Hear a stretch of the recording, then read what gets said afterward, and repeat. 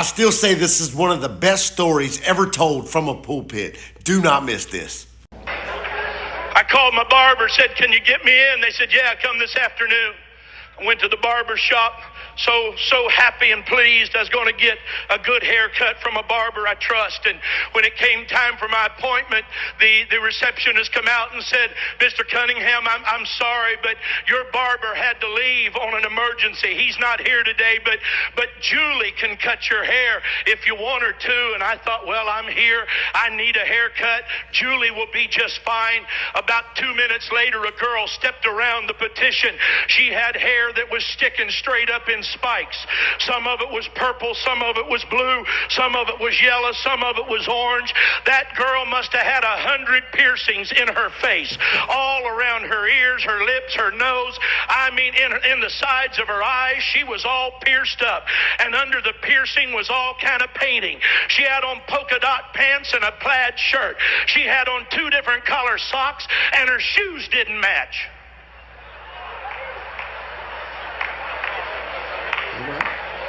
She said, I'm Julie. Are you Jack?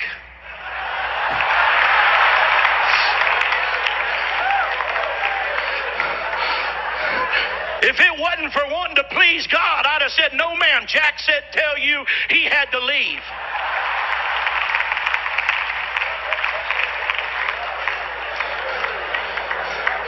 And I thought, well, I'll just endure it. And I went and sat down, and I did like I do too often. I thought I'll just go to sleep. I'll just sit down here and close my eyes and rest while this girl cuts my hair, and I hope she hurries up. There couldn't be anything in the world her and I would have in common. There couldn't be anything on earth she and I'd want to talk about. She wouldn't want to hear anything I got to say. I certainly don't want to hear anything she's got to say. I apologize, but that's what was going through my mind. Come on. While she's cutting my hair, she said, where do you work?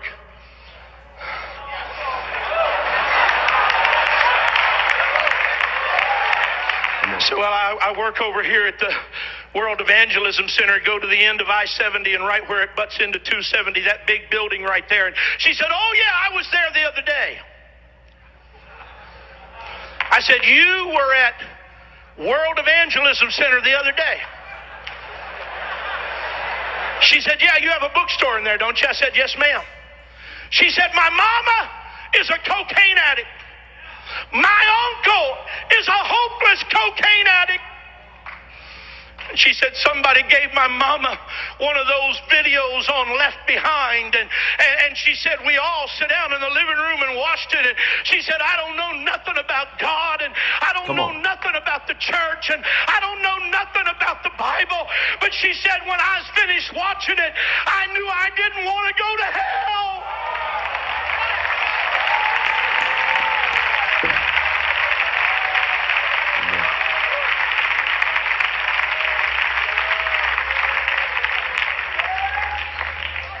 She said, I went to your bookstore and bought a Bible.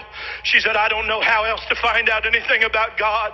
She said, I just bought a Bible and I'm going to start reading it through. She said, I've had it 2 days now. I've already read. And she named some books that she had been reading from. But she said, I really don't understand anything about it. And when I looked in the mirror, tears are streaming down her face. The other people that are cutting hair have quit cutting hair.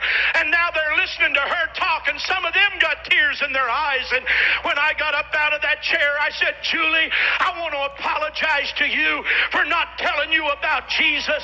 I said, but if you'll stay here, I'm going to go to my office and get a Bible study. And me and you's going to sit out